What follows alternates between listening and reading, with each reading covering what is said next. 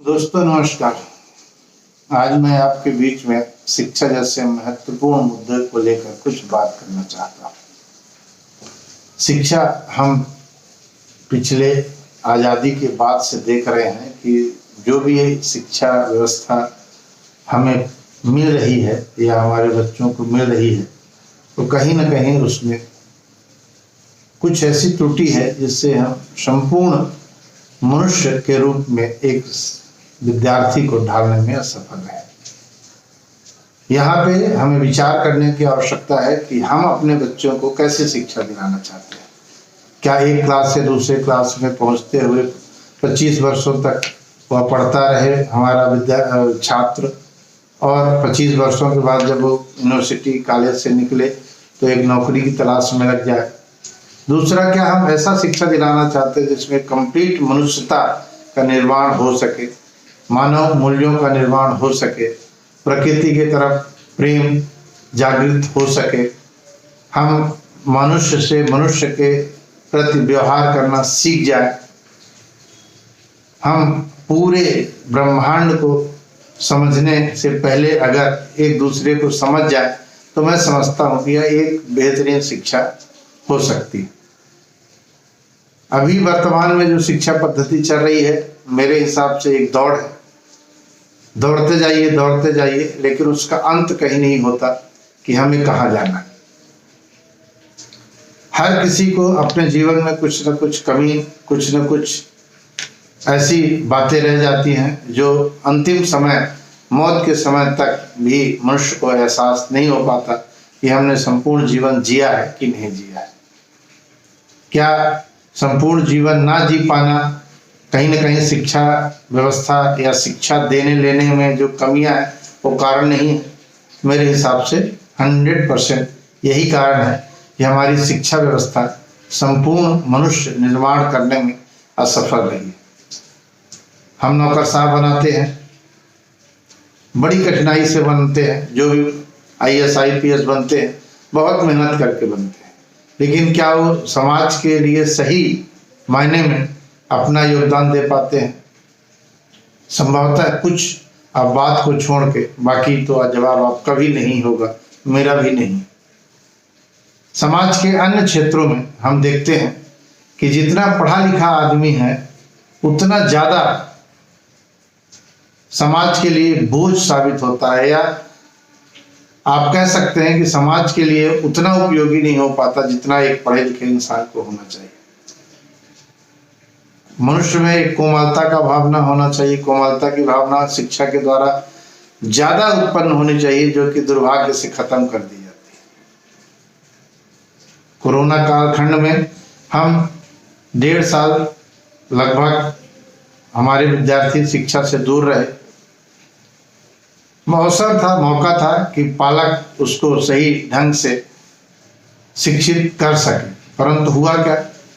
आज देखिए, अभी वर्तमान में बच्चे ज़्यादा उद्दंड हो गए हैं, ज़्यादा अनुशासनहीन हो गए हैं, ज़्यादा एकाकी हो गए हैं और एक अपनी दुनिया में मगन रहते हैं। शिक्षा से दूर होते हुए भी, शिक्षा स्कूल ना जाते हुए भी हम कोई अपने बच्चों को ऐसा ज्ञान या ऐसा माहौल या इस तरह का जीवन नहीं दे पाए जिससे हम कह सके कि हाँ, इस 1-1.5 सालों में भले बच्चे हमारे स्कूल ना गए हों, लेकिन हम घर में एक बेहतरीन शिक्षा देने में सफल हो पाए। बहुत सारा सर्वे आया है, कुछ दिन पूर्व पहले मैंने एक अखबार में पढ़ा कि बच्चों की पढ़ने पढ़ाने की जो आदत है वो लगभग 47 से 52% तक कम हो गई। इसका क्या रीजन है? अगर स्कूल नहीं खुलेंगे तो बच्चे पढ़ेंगे नहीं। स्कूल जो हम लोगों ने जबरदस्ती का सौदा बना दिया है। हमारे आपके कहने से अगर बच्चे स्कूल जाएंगे तो निश्चित तौर से वो सही शिक्षा ग्रहण नहीं कर पाएंगे। सबको अपनी मर्जी से जो जा रहा है, जो पढ़ रहा है, वो कुछ कर सकता है, परंतु हमने ऐसा माहौल तैयार नहीं किया।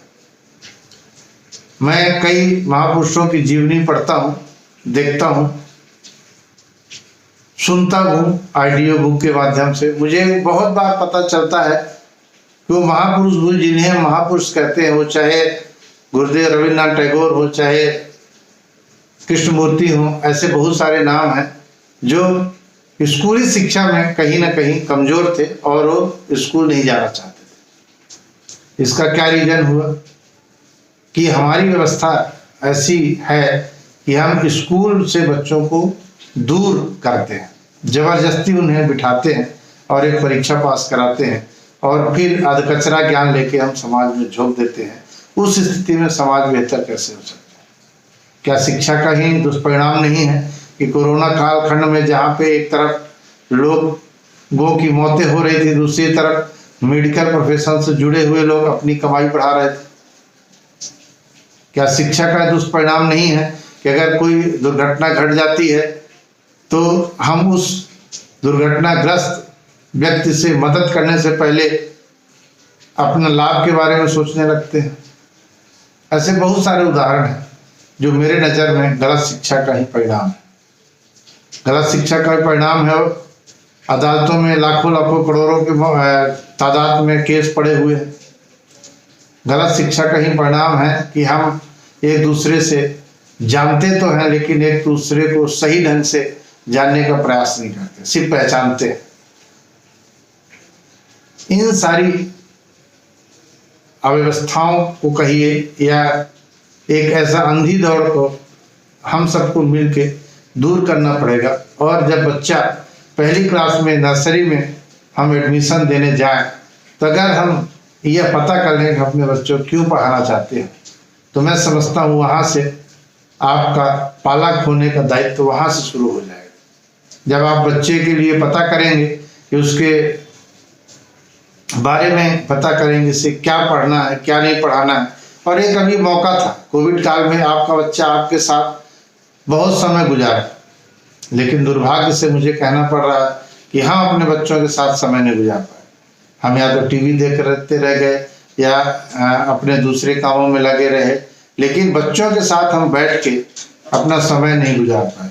उसका दुष्परिणाम क्या हुआ कि एक जो अवसर आया था कि हम अपने बच्चों को जान सकें या उनकी आदतों के बारे में जान सकें या उनके किस तरह का जीवन वो जीना चाहते हैं वो हम जान सके, उस मौके को हमने खो दिया।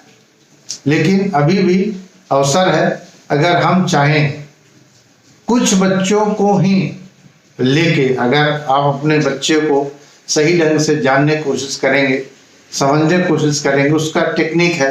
आपको काउंसलर से मिलना पड़ेगा, आपको लोगों से बात करना पड़ेगा जिस के लिए लोगों ने अध्ययन किया है, जो मनोवैज्ञानिक है, उनसे पास आपको जाना पड़ेगा। अपने बच्चे को बचपन से ही, जैसा आप हेल्थ के बारे में सजग रहते हैं लेकिन मेंटल हेल्थ के बारे में सजग नहीं रहते। मैं कहना ये चाहता हूँ कि आपको अपने बच्चों के लिए बचपन से ही मेंटल हेल्थ के बारे में भी सजग होने की आवश्यकता है। सिर्फ शारीरिक हेल्थ पर्याप्त नहीं है, जब तक मेंटल हेल्थ मानसिक मजबूती आपके बच्चे में नहीं आएगी तब तक आप आर्थिक मजबूती या शारीरिक मजबूती कितनी भी प्रदान कर दें, उसे एक सुखी जीवन जीने में आप पालक के रूप में असफल ही रहेंगे। तो मेरा आगे मैं आप लोगों से और बात करते रहूँगा। आज मेरा आप लोगों से प्रश्न है कि जब भी अपने बच्चों को स्कूल भेजें या कॉलेज भेजें, कॉलेज तो खैर आपके हाथों से निकल चुका है, जब आप बच्चों को स्कूल भेजें तो यह जरूर प्रश्न करें कि मैं अपने बच्चों को क्यों पढ़ाना चाहता हूँ। क्या उसे हम ऐसा अध्ययन कराना चाहते हैं कि मनुष्य से मनुष्य के संबंधों को जान ले, हम ऐसा अध्ययन कराना चाहते हैं कि प्रकृति के बारे में वो जान जाए, हम ऐसा अध्ययन कराना चाहते हैं कि समाज में जीना सीख जाए, आदि आदि बहुत सारे प्रश्न हैं जो आप अपने आप से कर सकते हैं और अपने बच्चे को उस